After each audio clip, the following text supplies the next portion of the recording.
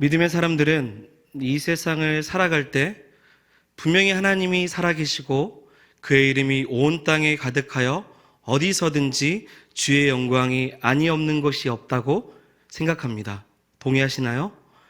그리고 그 영광이 우리를 맞이하고 하나님께서 우리와 함께 하신다는 믿음 또한 우리에게 있습니다.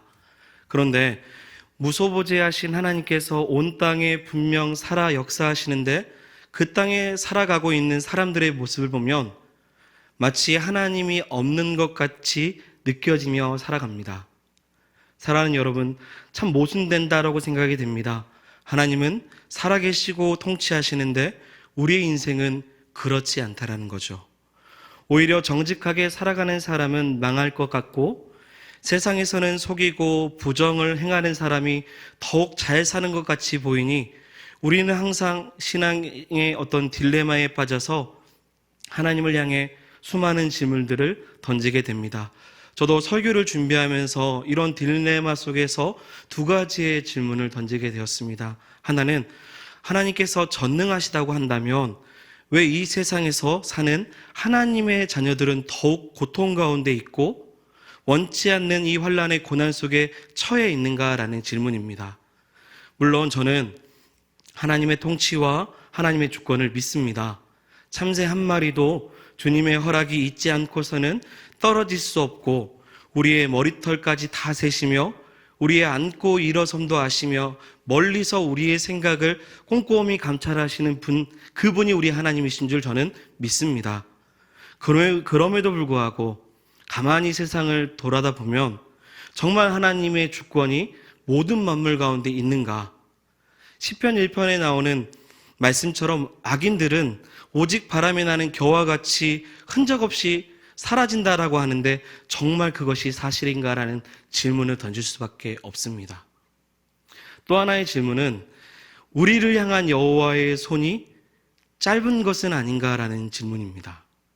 능력이 없는 건 아닌가라는 질문이죠. 당연히 그럴 수도 없을 거라고 생각이 됩니다. 이사야 59장 1절의 말씀에 여호와의 손이 짧아 구원하지 못하심이 아니오라고 말씀하셨습니다. 우리는 그 말씀을 믿습니다. 그런데 실제로 우리의 삶 속에서 하나님의 손이 너무 짧게 느껴집니다. 하나님이 우리 인생 가운데 너무 무관심한 것은 아닌가?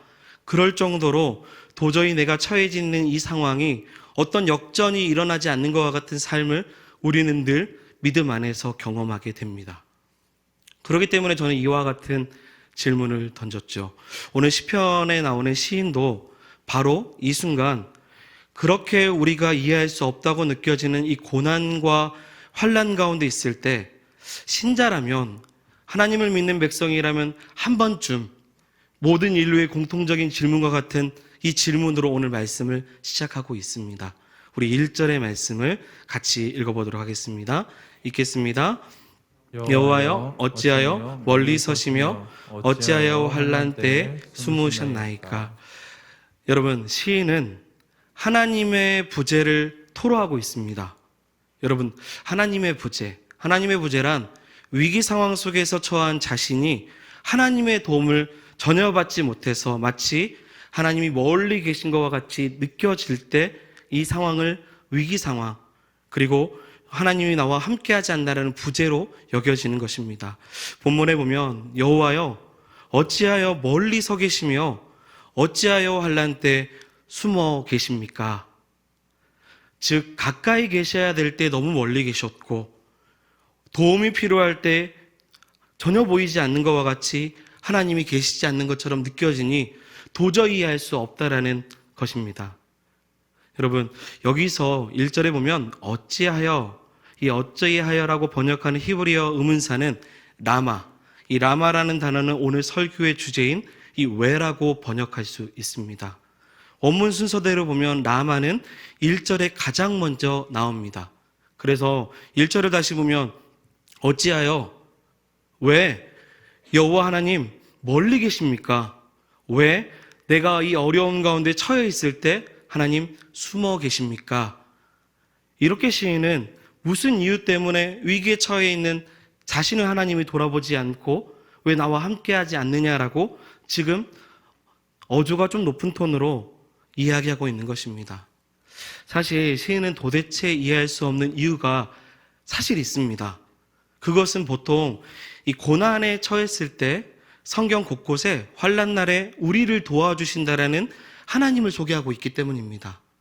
그 하나님을 찾으면, 그 하나님 앞에 간구하면 하나님이 반드시 도와주신다라는 말씀이 성경에 기록되어 있기 때문입니다.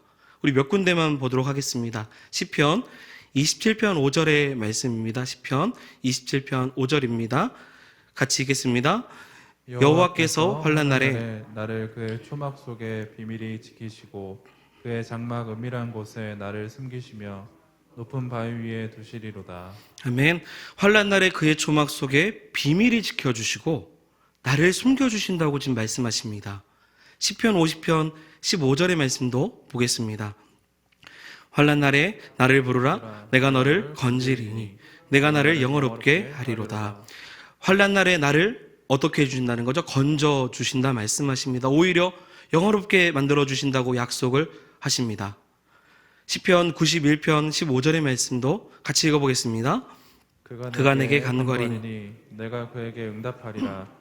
그들이 환난 당할 때 내가 그와 함께하여 그를 건지고 영어롭게 하리라.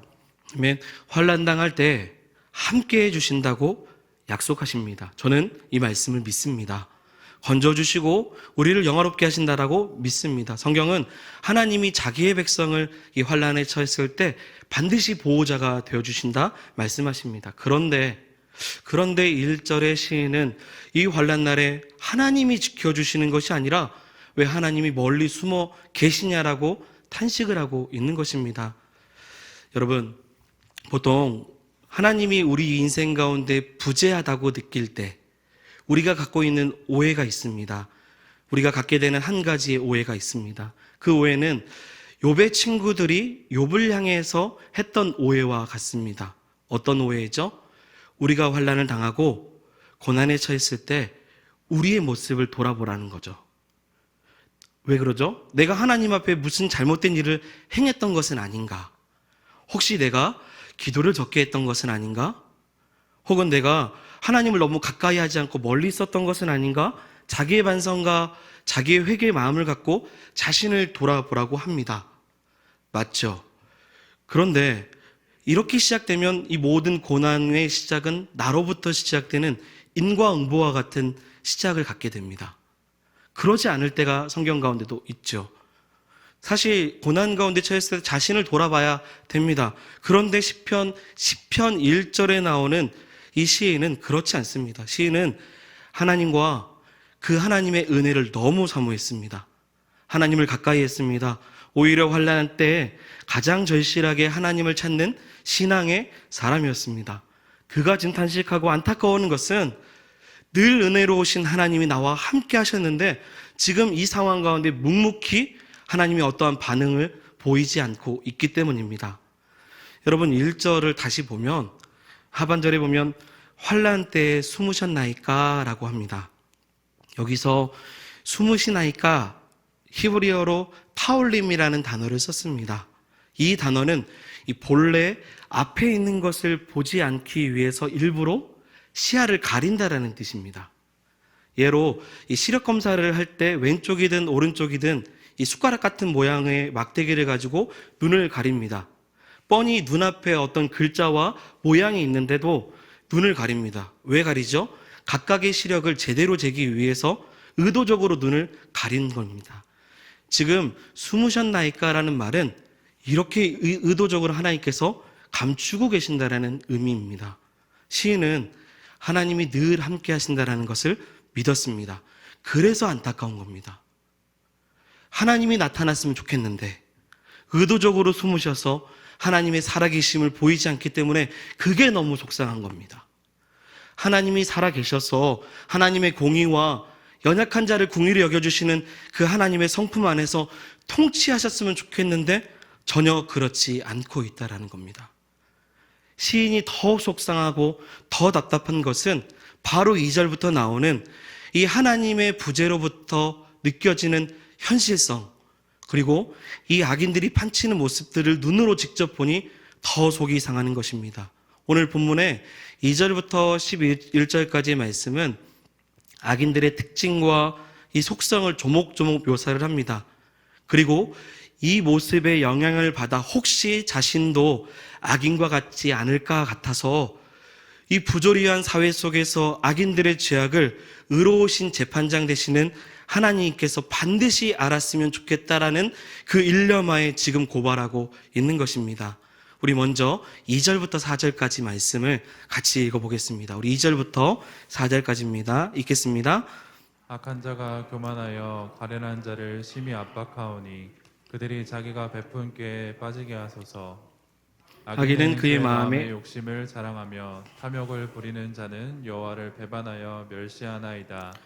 악인은 그의 교만한 얼굴로 말하기를 여호와께서 이를 감찰하지 아니하신다 하며 그의 모든 사상에 하나님이 없다 하나이다. 아멘.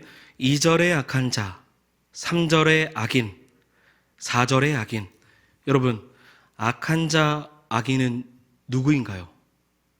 성경에서 악인은 종교적으로는 경건하지 못한 자이면서 하나님의 뜻에 어긋난 삶을 살아가는 사람을 악인이라고 말합니다. 본문에서 나오는 악인은 더합니다. 온갖 죄악된 일들을 일삼는 사람들이죠. 그들은 있는 힘을 다해서 다른 사람을 괴롭히는 권력까지 가진 사람들입니다. 그들의 특징을 보니 2절에 그들은 교만합니다. 3절에 보니 마음의 욕심을 자랑합니다.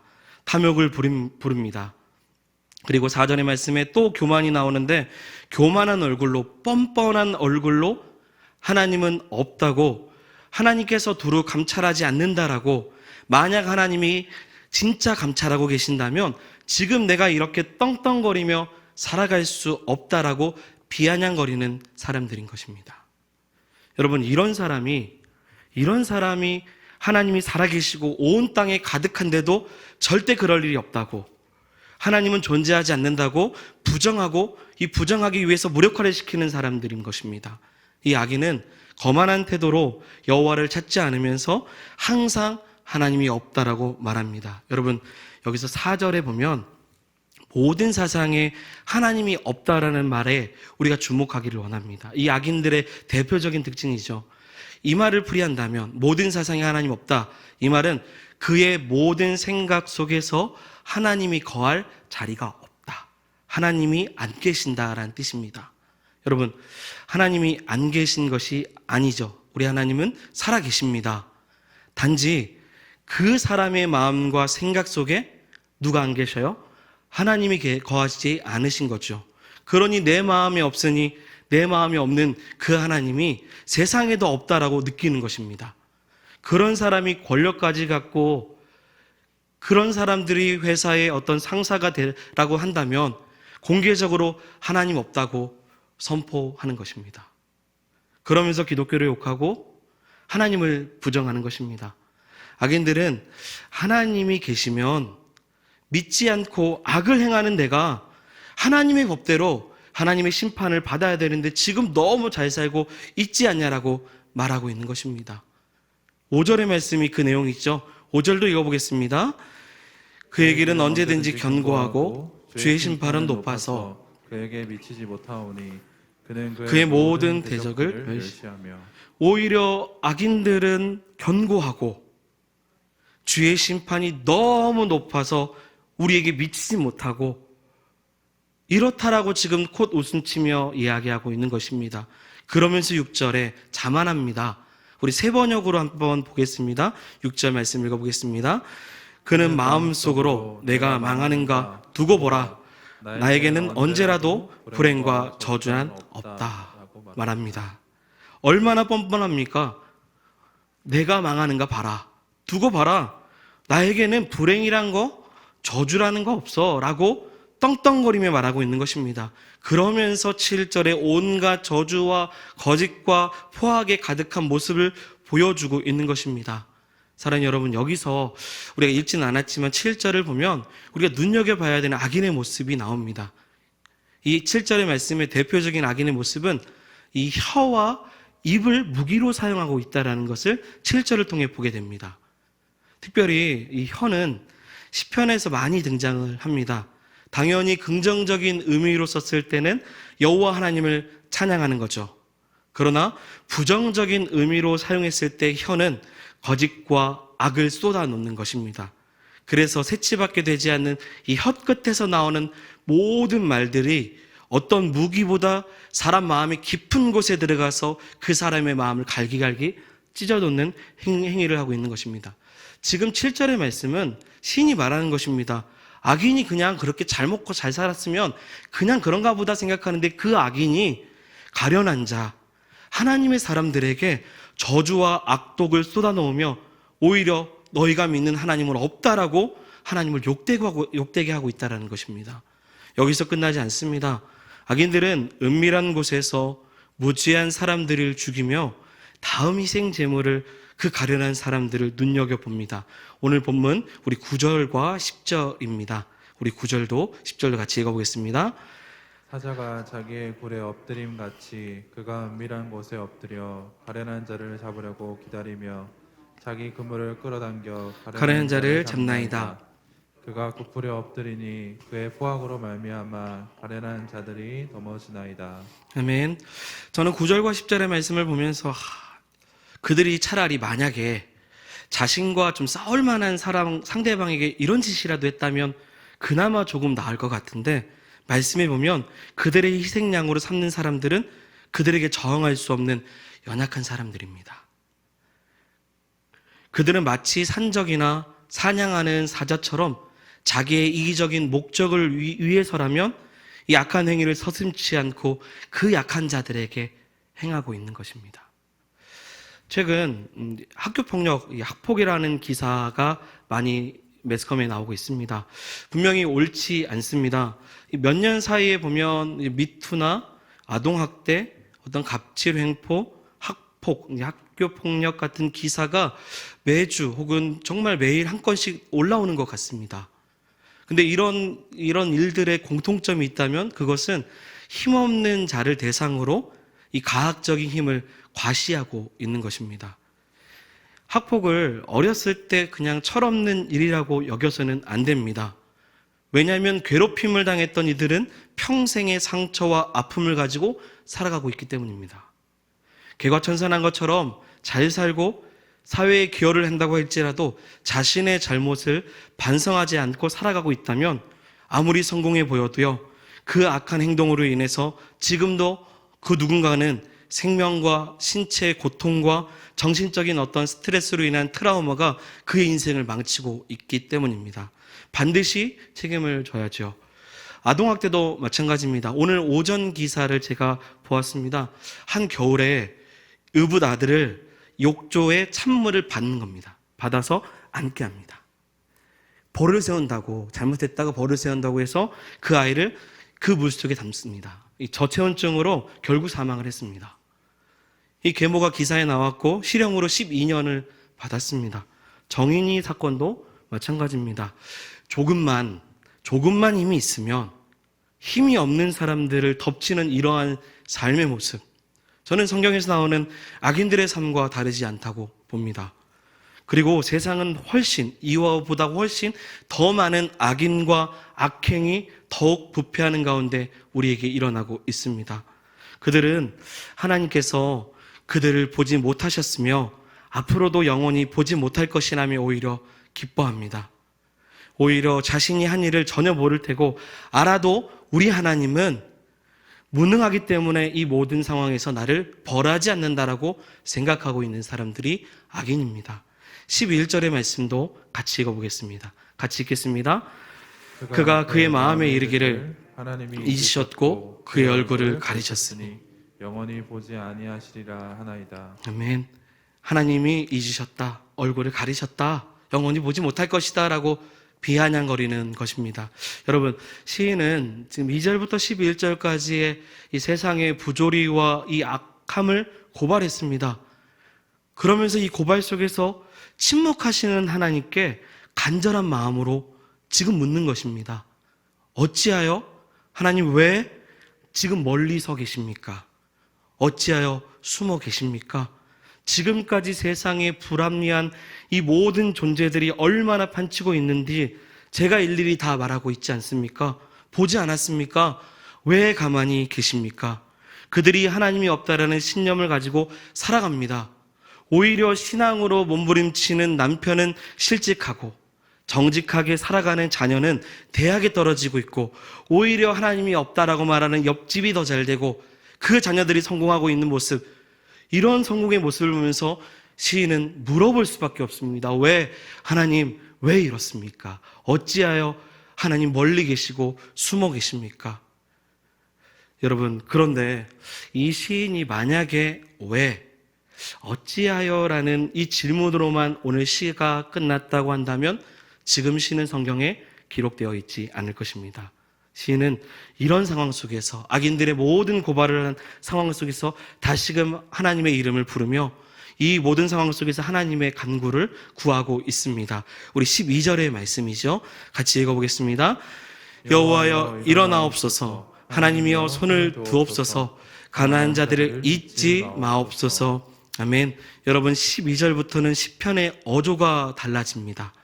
이 기도라고 말한다면 앞절까지는 탄식하고 애통하는 마음으로 기도했다면 지금부터는 담대하고 하나님의 전지전능하신 그 능력을 믿으며 선포하고 있는 어조입니다. 하나님이여 일어나시옵소서. 하나님이여 능력의 손으로 우리를 붙잡아 주시고 드시옵소서. 그래서 지금 악한 자들 가운데 가난한 자, 가련한 자, 주의 자녀들을 잊지 마시고 회복시켜 주시옵소서. 하나님은 충분히 이 모든 일을 가능케 하신 분이시라고 선포하는 것이 12절의 말씀입니다. 그러면서 시인은 하나님이 결코 침묵하시면 안 되고 일어서야 되는 이유를 저는 오늘 본문을 통해 두 가지로 시인은 설명하고 있다고 합니다. 생각이 됩니다. 첫째는 이 악인들은 하나님은 세상에 관심이 없는 분이라는 이 주장, 하나님은 세상에 관심이 없어 라는 이 주장을 뒤엎을 수 있는 상황을 오직 하나님만 보여주시기 때문입니다. 자신들의 행동에 대해서 결코 하나님은 심판하지 않으실 거라고 하는 이 상황 속에 하나님 직접 나서 주셔서 주의 명예를 스스로 보존하여 주시고 다시 한 번 더 살아계신 하나님을 드러내 주시옵소서라는 겁니다. 그래서 13절, 우리 13절 같이 볼까요? 13절을 읽어보겠습니다. 어찌하여 악인이 하나님을 멸시하여 그의 마음에 이르기를 주는 감찰하지 아니하리라 하나이까. 아멘. 왜 악인이 하나님을 경멸하고 마음속에 하나님은 벌을 주지 않는 분이라고 말하는 걸 그냥 내버려 두십니까? 지금 일어나 주십시오. 그래야 하나님 드러나 주셔서 이 상황을 뒤엎어 주시옵소서. 둘째는 하나님의 성품이 악인들의 기고만장한 이 모습을 그대로 용납하는 분이시지 않기 때문인 것입니다. 그래서 15절에 악인의 발을 꺾으소서, 악한 자의 악을 더 이상 찾아낼 수 없을 때까지 추적하여 하나님 그들을 벌하 주시옵소서라고 말하는 것입니다.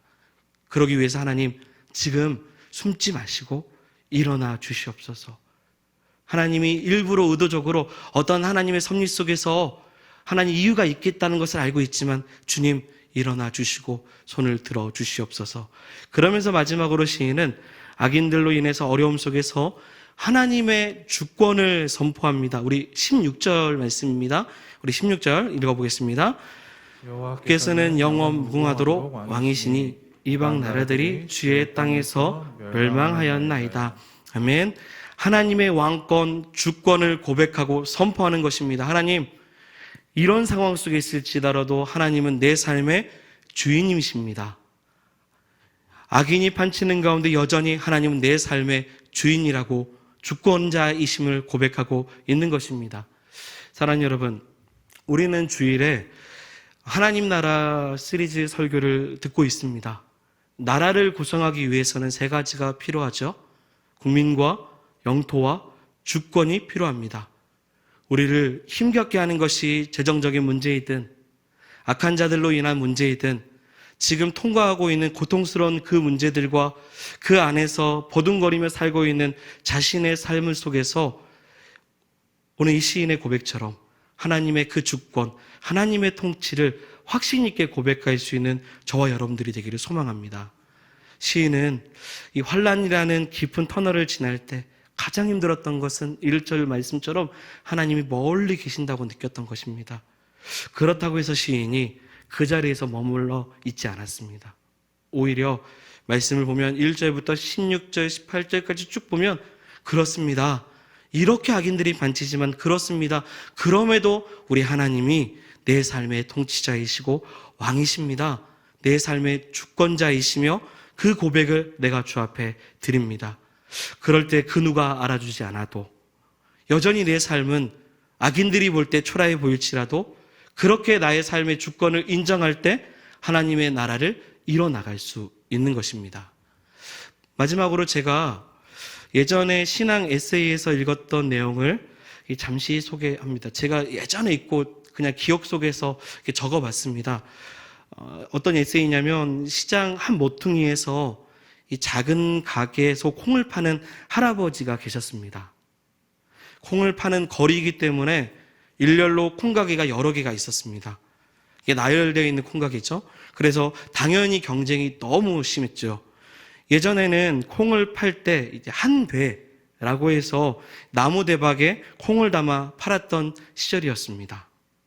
당연히 손님은 같은 값에 더 많이 사고 싶고 가게 주인은 같은 값에 덜 주고 싶은 것이 주인의 마음입니다.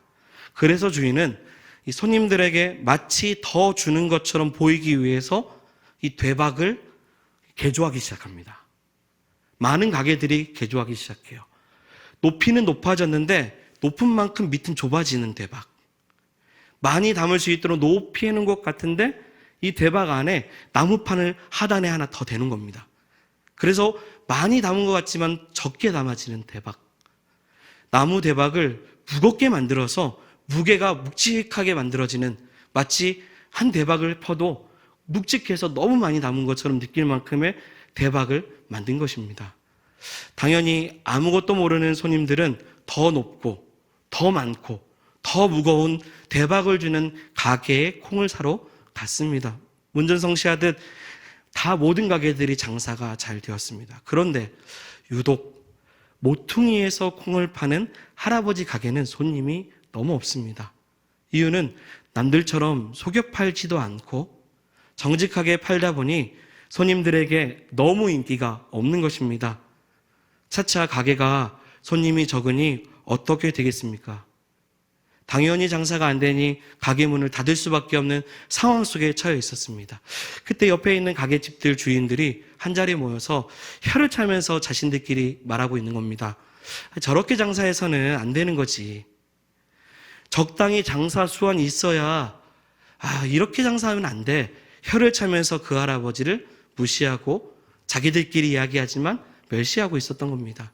결국 할아버지는 장사가 안 돼서 가게를 닫게 되었습니다. 그런데 몇 날이 지난 후에 많은 가게 중에 어떤 가게 주인이 그래도 너무 궁금했습니다. 그러면 왜 저 할아버지는 왜 우리처럼 장사를 안 했지? 우리처럼 이 대박을 좀 개조했으면 되는데 왜 저렇게 안 했을까? 라고 다른 가게 주인에게 물어본 겁니다. 그때 옆 가게, 바로 모퉁이 가게, 할아버지 가게 옆 가게에 있는 주인이 말하기를, 몰라. 그냥 예수를 믿는다고 하더라. 그냥 교회를 다닌가 본데 그냥 교회를 다닌다고 해. 몰라, 왜 그런지 모르겠어. 이렇게 에세이가 끝납니다. 여러분, 정직함이 세상으로부터 조롱받을 수 있죠. 나는 정직함으로 그 누가 알아주지 않을 수도 있습니다. 나의 정직함을 그 누가 알아주지 않을 수도 있습니다. 하나님을 믿고 정직하게 사는 것이 오히려 손해볼 수도 있습니다.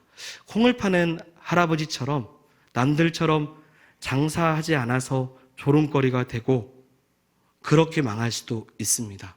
그럼에도요, 사랑하는 여러분, 그럼에도 적어도 그 할아버지는 이 작은 목퉁이에서 자기가 살았던 그 삶의 자리에 적어도 그 할아버지는 하나님의 나라를 이뤄나간 것입니다. 그리고 믿지 않는 아주 가까이 있는 사람에게는 예수를 믿고 사는 사람의 삶이 어떠한지를 보여주기도 했던 것입니다.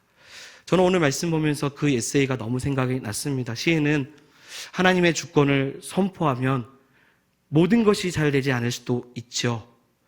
보잘것없는 삶의 모습을 가지고 나아갈 수 있지만, 악인은 더 잘 되는 것처럼 살아가고 있는 모습이 있을 수 있지만, 그럼에도 이 시인은 여전히 내 삶의 통치자는 하나님이라는 사실을 고백하고 있는 것입니다. 사랑하는 여러분, 우리도 이 세상을 살아보면 어찌하여, 왜, 이러한 질문들을 수없이 이 세상 가운데 던질 수밖에 없는 삶을 살아갈 수밖에 없습니다. 그럴 때 이 왜 속에서, 어찌하여라는 이 탄식 속에서 우리의 신앙이 하나님의 주권을 고백할 수 있는 저와 여러분들이 되기를 소망합니다. 그럴 때 아주 작은 나의 삶의 자리가 하나님의 나라가 되고 하나님의 주권 아래 살아가는 통치받는 삶으로 살아갈 줄 믿습니다.